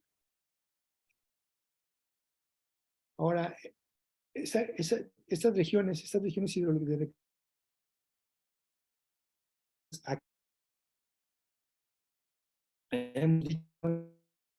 del suelo, una variabilidad climática y una presión por la que se midió a través de la huella hídrica.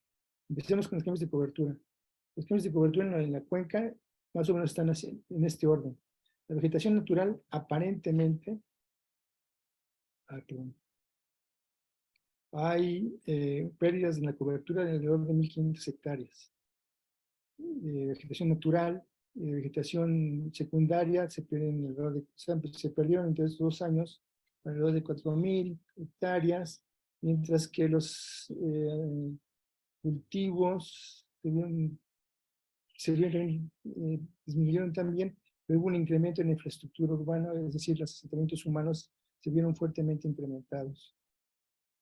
Ese es más o menos el comportamiento que presenta los cambios de cobertura en la cuenca. Ya habíamos dicho que la vegetación es importante porque hace que favorezca la infiltración.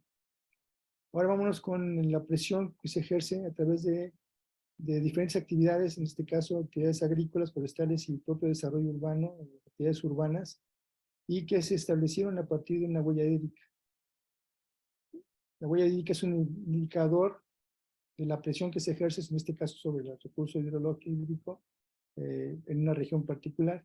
Y la metodología que se utilizó fue la de OESCRA, que establece identificar una huella verde que está asociada, la asociamos a las actividades agrícolas y pecuarias. Una huella azul que favorece la actividad, las necesidades que tienen los elementos, los ecosistemas naturales para su funcionamiento. Y una huella gris que tiene que ver con los consumos de agua que se hacen en las actividades de la ciudad y las descargas también que se generan en ella. La huella hídrica, entonces, que estimamos a partir de estos, establece que hubo un incremento anual de 1.5 hectómetros por año entre esas dos fechas. En la huella agrícola, podemos ver una huella verde pues, y una huella gris más o menos pareja, pero que la huella total es muy alta, ¿no? Estamos hablando de 400 hectómetros. Para el año 2021, en la huella agrícola, la forestal, la total, vamos a hablar de las totales. Entonces tenemos una de 600 hectómetros y más o menos se mantuvo un poquito más alta en el 2011. Aquí están más claros, 303 hectómetros al año en la huella verde en el 2000 y se disminuye un poco en el 2011. Pero el azul se incrementa entre las dos fechas. Y la gris, que es la que tiene que ver con la mancha urbana, también se ve incrementada fuertemente.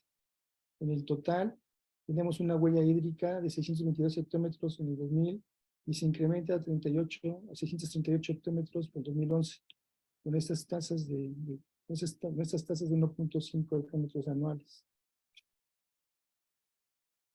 Eso es importante porque la tasa en México, promedio para México, reportada es de 139. Y nosotros, la huella que se estimó fue de 431 para el año 2011 y 301 para el año 2000. O sea, en cualquiera de las dos fechas, nuestra huella hídrica es muy alta. Es decir, usamos mucho más agua que el resto del país para diferentes actividades ligadas a actividades agrícolas, pecuarias, forestales y en el término de las cuestiones urbanas. Aquí está un poco más claro. La huella per cápita en el 2000, o sea, por cada persona fue de 1.960 metros cúbicos por año, mientras que en el 2011 disminuyó. Parece que fue mucho mejor, fuimos mucho más eficientes en el uso del agua, disminuyéndola de 1.586. Sin embargo, la huella mundial per cápita es de 1.385 y la huella para México es de 1.400. En ambos casos, aún en el 2011, que parece que mejoramos nuestro uso del agua, está muy por arriba de la huella mundial y la huella de México. Es decir, seguimos gastando más agua de la que hay. Y ustedes díganme si no tienen en su colonia una vecina que le da por lavar la cochera con la manguera cuando hay agua en la llave, o lavar el coche con la manguera y hacer un uso un tanto irracional del agua. Y se puede ver casi todos los días y casi en cualquier colonia, en casi cada calle de cualquier colonia donde hay una o dos vecinas que les da por tirar el agua a diestra y siniestra. Porque hay una creencia generalizada de que en Nayarit hay mucha agua, hay mucho verde y hay mucha agua. Y como podemos ver, sí hay mucha agua, pero no es factible su aprovechamiento. En términos de variabilidad climática, que es lo que hablábamos hace ratito, se analizaron variables climáticas como temperatura y precipitación, eventos climáticos y procesos climáticos de largo plazo. Esos son los eventos climáticos de largo plazo, que son el Niño y la Niña y todos estos rollos. Y vimos que hay una temperatura mínima y máxima, o sea, las variables climáticas fueron temperatura media, mínima y máxima, con periodos de tiempo de 30 años, y por décadas, hicieron análisis por décadas del 90 y 2000, 2011, y anuales del 2000 al 2011 directamente. La fuente de información fueron los datos de ciencias de las bases de datos de ciencias de la atmósfera, de la UNAM y del Sistema Nacional, el Servicio Meteorológico Nacional asociado con agua, y el North American Regional Analysis, los datos de esas tres fuentes, los utilizamos para hacer este pequeño análisis de variabilidad. Lo que pudimos ver es que las regiones con la selva baja, que son las partes bajas de la cuenca, hay estas condiciones de temperatura y precipitación y que varían a lo largo de la cuenca, ¿no? Hasta condiciones de climas semicálidos, dos condiciones semicálidos, uno templado y uno cálido, con estas características de precipitación y temperaturas. Es decir, no hay un comportamiento homogéneo de la temperatura del clima En la cuenca hay regiones con diferentes cantidades. Por ejemplo, estas zonas rojas, zonas cálidas, su precipitación es de 1.300 milímetros, mientras que las zonas de templados, que son las partes más altas de los volcanes, la precipitación es menor, 960. En las partes medias, la precipitación está asociada más o menos a 1.250, 1.200 milímetros anual de precipitación. Eso fue el análisis de variabilidad, representada en estos colores, como dijimos hace ratito, las partes más bajas, las rojas, con una variabilidad climática alta, las verdes muy bajas y las naranjas con una variabilidad media. Este comportamiento varió muy poquito en las dos fechas, es decir, no hay muchas diferencias en cuanto a los datos, como lo pudimos ver aquí. Esto fue ya la transformación al indicador, así que nuestro indicador de variabilidad climática.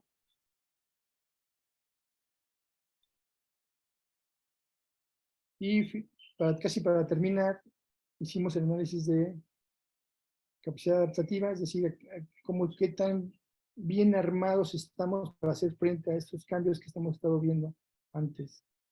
Hicimos 2 indicadores para el capital humano, 7 para el natural, 4 para el financiero y físico y 5 para el financiero. En términos generales, así se comporta. Bueno, hicimos una división del territorio por ejidos para poder asociarlo con los programas que se aplican en esos ejidos y poder hacer el análisis de los datos. Creo que aquí se ve mucho mejor el capital humano, social, natural y financiero. En color negro, la gráfica nos presenta los resultados del 2000, y en rojo, la línea nos representa los resultados del 2011. Como pueden ver, hacia el componente de capital físico, es decir, la infraestructura y obras de infraestructura en la región, pues está reforzado en esos años. Quizá incluso con incrementos, en el 2000 era más bajito que en el 2011. Sin embargo, en el 2000 había capital humano, mucho más que en el 2011, y el capital social en ambas fechas pues está muy reducido, y el capital natural se presenta más alto en el 2011, y con estos cambios de cobertura pues hay una disminución en el 2011 que se ve reflejada aquí en la gráfica.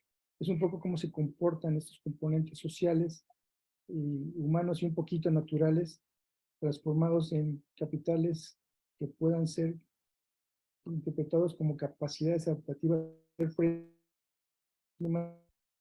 Y con eso se construyó entonces el indicador de exposición, que fue el primero que hicimos, de las regiones de recarga hídrica, el componente de sensibilidad, que es una combinación entre huella hídrica, cambios de cobertura y variabilidad, y el de capacidad adaptativa que acabamos de ver, y la suma de estos dos menos el de capacidad adaptativa que contrarresta, nos dio como resultado el mapa de vulnerabilidad. Un mapa de vulnerabilidad que para el 2011 representaba 27,000 hectáreas de las 26,000 que cuenta la cuenca, presentaban un nivel de vulnerabilidad hídrica muy alto, y ese nivel muy alto se incrementa al 2011 a 33,000 hectáreas. Es decir, nos estamos volviendo más vulnerables. Bueno, las regiones de recarga hídrica cada vez son más vulnerables, y las capacidades adaptativas no están siendo suficientes para contrarrestarlas. De hecho, hay un incremento. Las muy bajas, pues también tienen un incremento, pero básicamente tienen que ver con el crecimiento de la ciudad, y como ya dijimos, en este análisis de captura de agua, de recarga del agua, pues no participa. Pero, por ejemplo, las condiciones bajas, aquellas condiciones que tenían condiciones bajas de vulnerabilidad, se ven incrementadas. Bueno, porque hay un impacto, de alguna forma, de lo poco que tiene la capacidad adaptativa, un impacto se refleja, pero en general, las condiciones medias también se ven afectadas favorablemente, pero las condiciones altas se incrementan en general la vulnerabilidad de las regiones. Lo que nos hace, no tengo la diapositiva, pero te hace ver entonces que la recarga del acuífero está siendo afectada. Hay un estrés, hay una presión sobre las zonas de recarga por cambios de cobertura, por uso del recurso, ¿no? En cuanto a la huella, y por efectos de cambio climático. Básicamente es la distribución de las condiciones climáticas que vimos, y que no están siendo distribuidas o compensadas, digamos, con los diferentes factores que se tomaron en cuenta para la capacidad adaptativa. Los diferentes capitales no están siendo suficientes para contrarrestarlas. Estos fueron los resultados para el 2000. Aquí podemos ver las áreas rojas y naranjas, cómo se incrementan las rojas al 2011, y esas tendencias al 2021 hacen ver a la cuenca con esas características. Prácticamente la parte alta, media y alta de la cuenca, y la parte baja, con condiciones de vulnerabilidad muy altas, que es donde más recarga hay, así como un incremento a condiciones de vulnerabilidad alta en las partes de las volcanes de Sangangüey y San Juan, que como vimos en las recargas hídricas, son esas estructuras, las partes de las lomerías de esas estructuras donde más favorece el incremento de recarga hídrica. Así quedaría la configuración del 2000, 2011 y 2021. Y una serie de conclusiones que tienen que ver con esto que les acabo de resumir.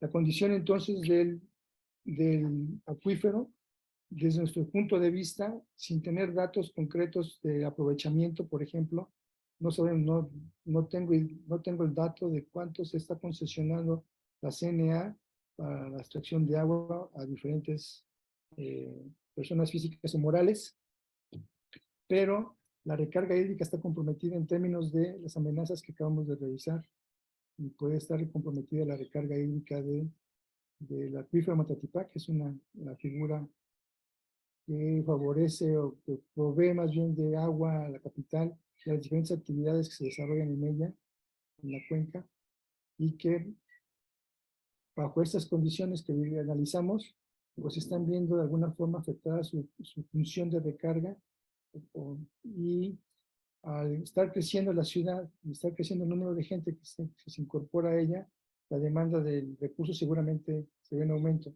De hecho, sí tengo el dato, nada más que no lo encuentro, no lo puse aquí. Es una gráfica donde están los volúmenes de concesión y los volúmenes de recarga que la propia CNA establece.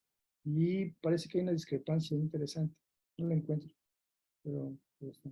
Esto da cuenta entonces también un poco del estado de salud del ecosistema, particularmente el sistema hídrico de esta región del estado, que es una porción del 2% del territorio estatal, con estas características de población, esas características físicas y biológicas que, pues, de alguna forma favorecían el abastezo de la recarga hídrica del acuífero, pero que con la presión que ejerce ahora la población y sus actividades pudiera estar comprometida y poniendo entonces en un estado de salud no muy favorable para el sistema, hablando en términos un poquito de las líneas del programa.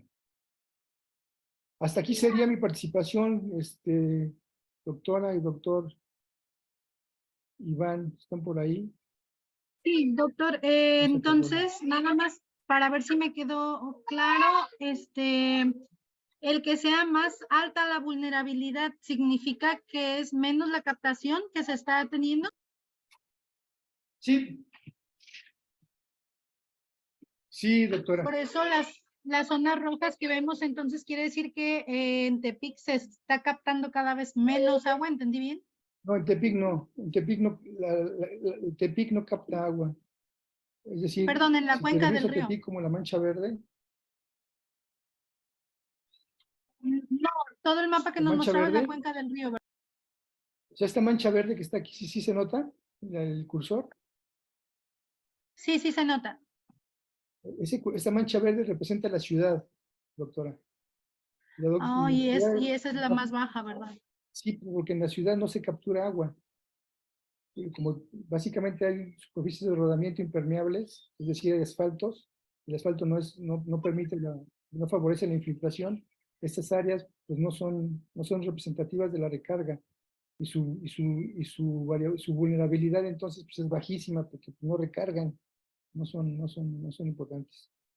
Los que son importantes son las zonas rojas y naranjas, que son las que tienen una vulnerabilidad media, alta y alta y muy alta. Estas zonas, en esas zonas sí hay recarga de agua, pero que bajo condiciones de cambio climático, la presión, la presión que evaluamos a través de la huella hídrica y los cambios de cobertura que se están suscitando en esas áreas hacen que su vulnerabilidad sea muy alta. Es decir, que la función de filtración esté más expuesta y no esté haciendo su función normal. Pues. ¿Sí me voy a entender? Sí, doctor, ahora sí ya me quedó mucho más claro. Muchas gracias. Como que no. ¿No me Frida, escucha? ¿Sí me sí, alcanza a sí, escuchar? Ah, muchas gracias. pues nada más, es usted. Frida, ¿preguntas? Mirta, No, de mi parte ninguna, solamente que como conclusión de su plática, es sorprendente lo que ha pasado en muy pocos años y tenemos una perspectiva o un futuro sobre esto muy, pero muy malo y la mayoría de la gente ni sabe porque no se informa correctamente. a ver, es malo, pero no es catastrófico, ¿eh? O sea, estamos en tiempo para corregir cosas. Y creo que O parte, sea, sí, o sea, estamos a tiempo, pero si seguimos a este paso, pues sí. pues va a llegar un momento en que seguramente esa vecina que lava la cochera, pues ya no va a lavarla, no va a poder lavarla, ¿no? Y va a tener que hacerlo con una escobita y una cubeta de agua nada más, llegar a ese momento. Lo que sí es importante es conocer estos fenómenos, saber que existe el problema, que hay forma de abordarlos, y creo que es parte de lo que ustedes irán adquiriendo a través de su formación en la carrera para poder atender esos problemas. Hasta aquí, y bueno, en algún momento están por ahí en las conclusiones mencionadas algunas recomendaciones, pero hasta aquí lo que yo presenté fue el problema. Ahí está un poco el problema. Y es el problema nada más en la parte del sistema natural. Porque si quisiéramos ahondar más, podríamos meternos al sistema hídrico de la ciudad, que tiene un montón de fugas, tiene un montón de problemas, donde también se está perdiendo agua. Y de alguna forma no está contemplado no del todo contemplado en este análisis, que todavía hace más grande el problema, ¿no? Pero hay solución. Entonces, si es un problema que hay que poner atención, yo no lo pondría como catastrófico, así como lo dijiste, es importante que lo comentes porque de repente los chicos cuando llegan a enterarse de este tipo de cosas, pues entonces, ¿dónde estoy parado? ¿Cuál va a ser mi futuro? Y empieza a haber una especie como de desánimo, ¿no? No desinterés, pero sí un desánimo de lo que les pudiera esperar el futuro. Pero no, lo que quisiera decir es que sí es un problema que hay que atender, pero no es catastrófico. Y por eso están ustedes formándose, justamente para poder analizarlos, poder abordarlos y poder poner estrategias y acciones que puedan contrarrestar este tipo de problemas, ya sea de manera, desde un punto de vista netamente biológico, como puede ser acciones de conservación de la vegetación que existe actualmente, o a través de acciones de tipo social, ¿no? Que vayan promoviendo programas programas de tipo social que favorezcan la capacitación, la educación, la concientización ambiental, que favorezcan, en fin, diferentes elementos de la parte social y económica que pudieran favorecer la capacidad adaptativa para contrarrestar la parte de las sensibilidades, de la sensibilidad.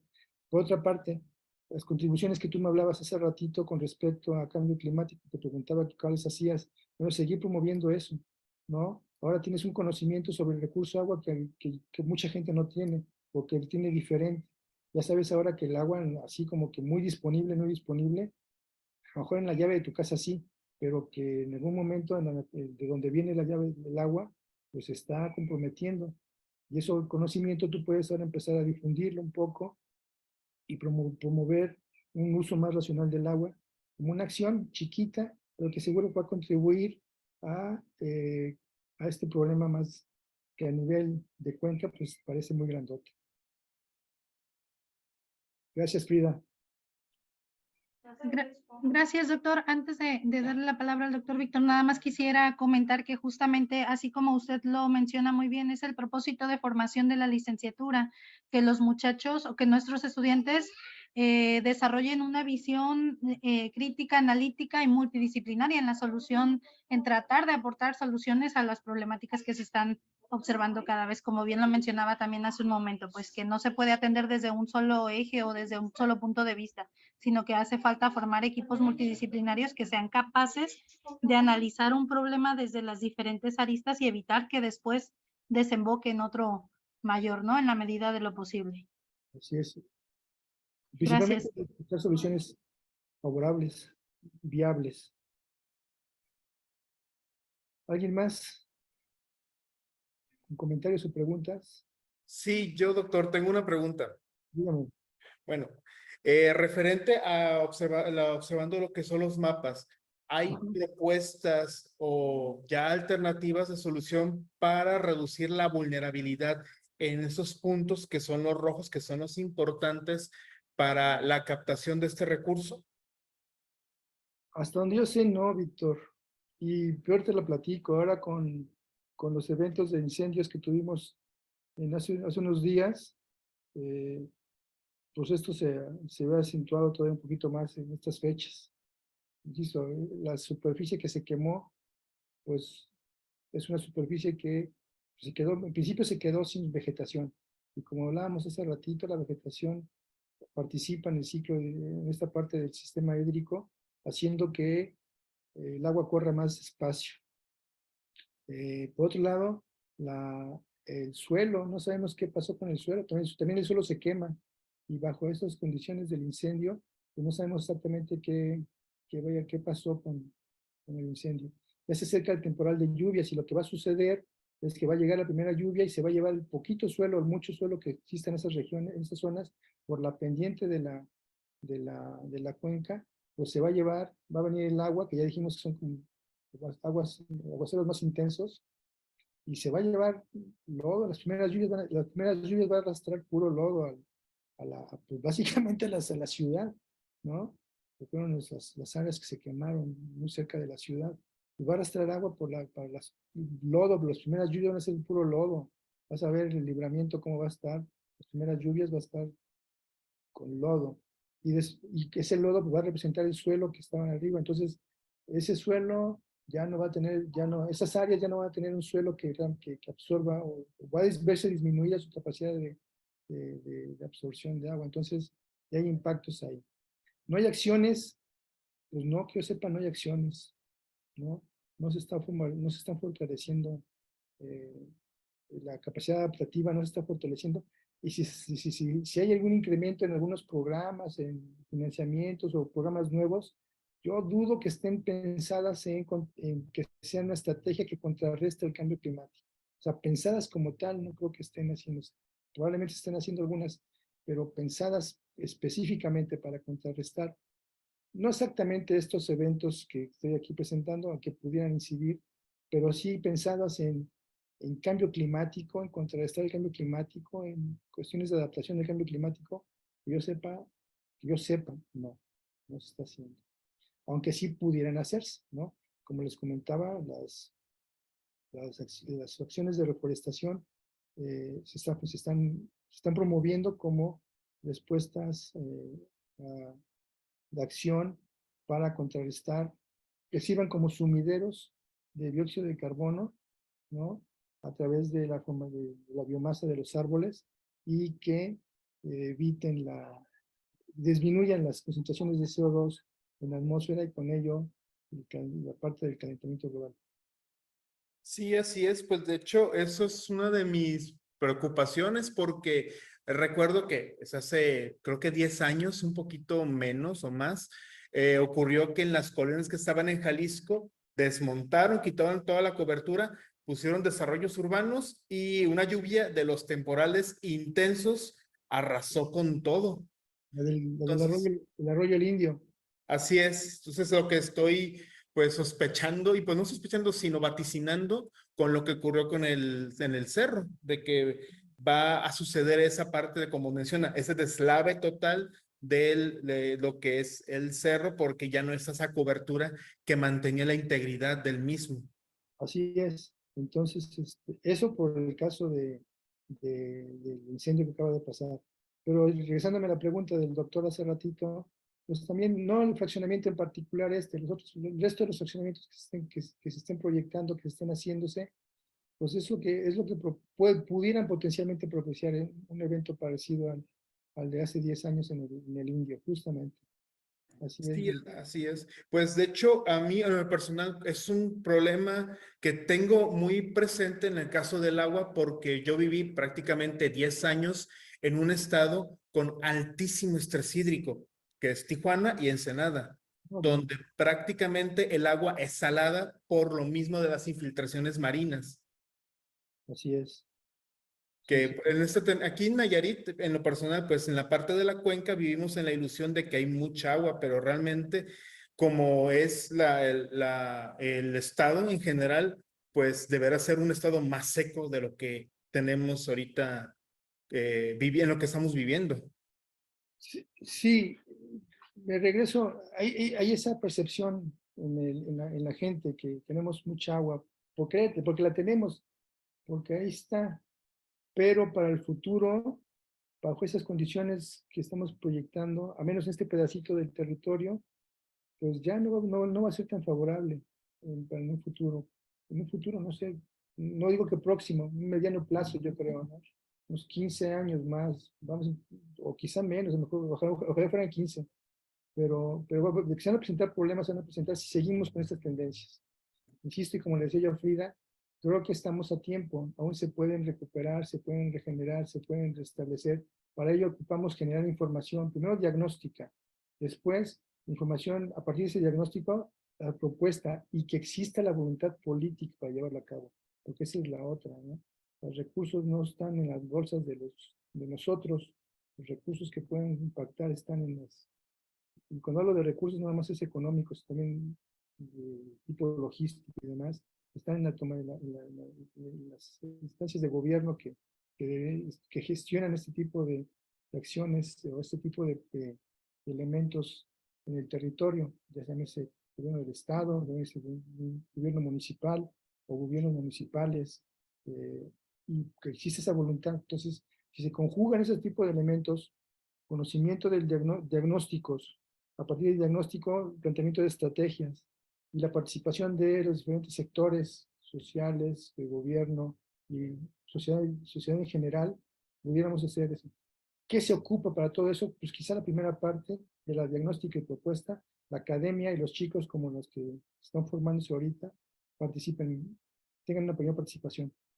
La otra, híjole, realmente es como que para mí es muy compleja. Todas las partes de los aspectos sociales me parecen muy, muy complejos. Y este rollo de congeniar sectores políticos y sociales, que son productores o sociedad civil, hijo, me parece bien complicado a mí.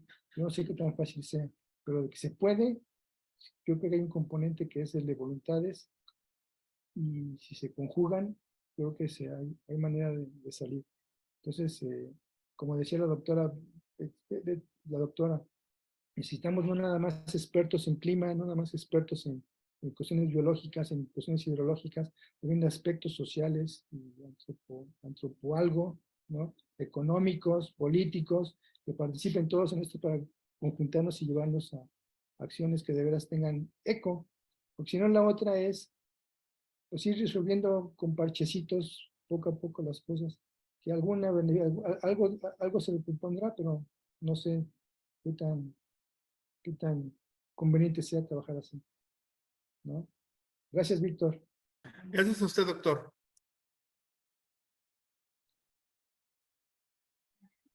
Doctor, si no hay más preguntas por aquí, quisiera Byron. hacerle llegar una pregunta que llegó por Facebook.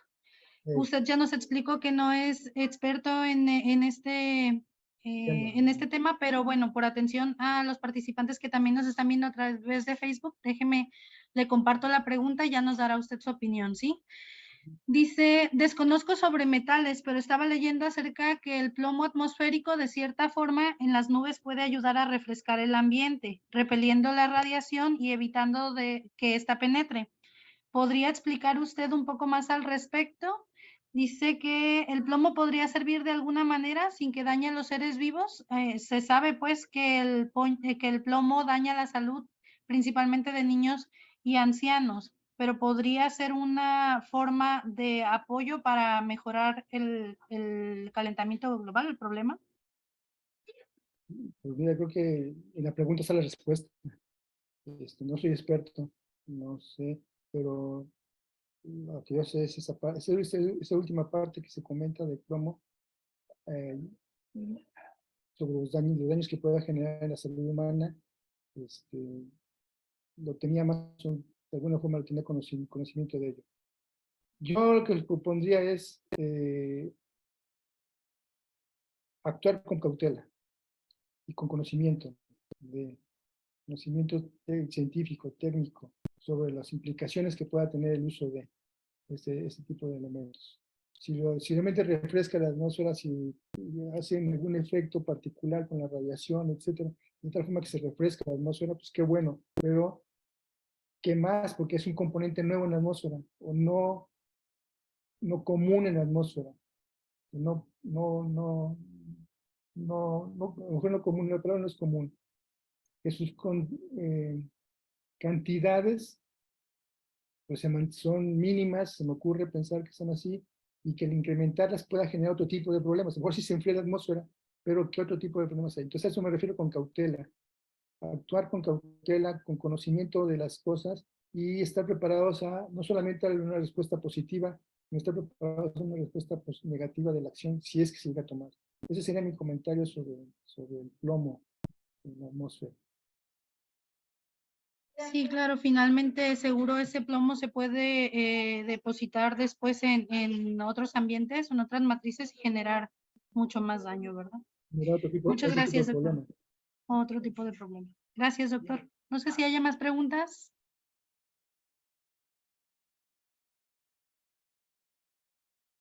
Si no hay más, doctor, pues agradecemos mucho que haya participado con nosotros, que nos haya compartido todo tanto de su conocimiento, y pues comentarle también que vamos a hacerle llegar su constancia de su participación en las futuras horas en los días siguientes, cuanto antes, para que pues en forma de agradecimiento también porque usted haya estado con nosotros este día. Muchísimas gracias, doctor. Gracias a usted, doctora. Gracias al doctor Iván por la invitación. Espero haber cubierto las expectativas, ¿no? De repente, este rollo de la tecnología no favorece. De repente estamos muy hechos a la antigüita y me cuesta un poco de trabajo no tener un auditorio físico que me esté viendo y que me vea las reacciones de problemas que tuvimos en la pandemia con esto. No problemas, sino los retos que nos planteó la pandemia y dar las clases en línea. Fueron 2 años, pero no me acostumbré. Realmente esa interacción, entonces me cuesta trabajo estar hablando yo solo aquí, o solo, pero virtualmente acompañado, digamos. Les agradezco mucho la invitación, espero haber cumplido las expectativas, espero haber dejado algo positivo en los chicos, no nada más negativo, como dijo Frida, sino algo positivo en términos de su formación, las necesidades de conocimiento, las necesidades de perfiles, nuevos perfiles ad hoc, ajustados a los nuevos retos que nos está planteando la problemática ambiental, ¿no?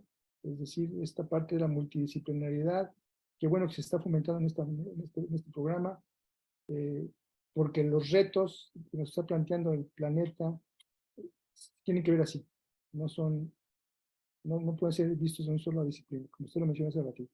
Felicidades también al programa y gracias por la invitación.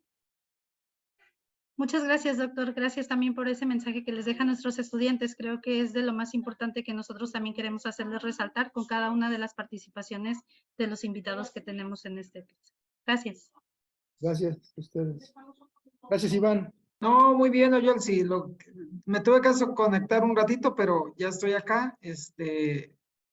Muy interesante la charla. Creo que pues pone nuevamente manifiesto pues el gran problema que tenemos o que se ha detectado y se ha venido alertando desde hace mucho tiempo, ¿no? Y que sin lugar a dudas, como dices al final, pues la multidisciplinaridad es clave para el abordaje de estos problemas, ¿no? Esto tiene impacto en la salud, en la zoonosis, en la salud de los animales, en la salud de las plantas, en fin, es un fenómeno que no tiene que ver solamente con la salud humana, pero que repercute directamente en la salud humana.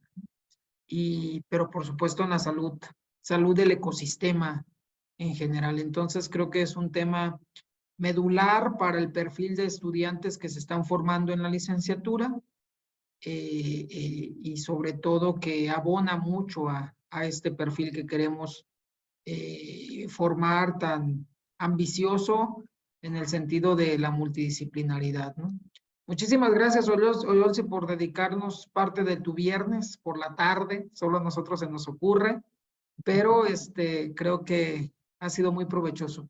Te haremos llegar la constancia correspondiente. La doctora Alma, como coordinadora, por ahí te la hará llegar.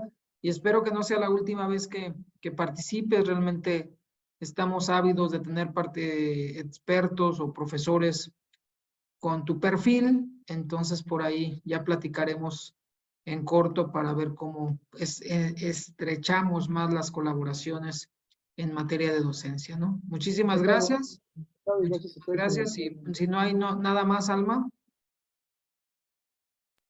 No, doctor, ya le agradecimos al doctor. Esperamos contar nuevamente con su presencia. Doctor, muchas gracias. Muy bien. Yo encantado, encantado. Les agradezco nuevamente la invitación y encantado de participar con ustedes. Y lo mismo, no hice la presentación de mis datos de contacto, pero si alguna duda, algo que podamos apoyar a los alumnos en términos de este tipo de temas, el tipo de corte ambiental, ordenamiento ecológico, como me etiquetaste al principio. Sí. No, adelante, darles mi correo, las instalaciones del CEMIC 01, que es donde básicamente me encuentro todos los días. Pues están las puertas abiertas para recibir, poder apoyar. Gracias. Muy bien, muchas gracias y buen fin de semana a todos. Nuevamente, que descansen. Gracias por todo.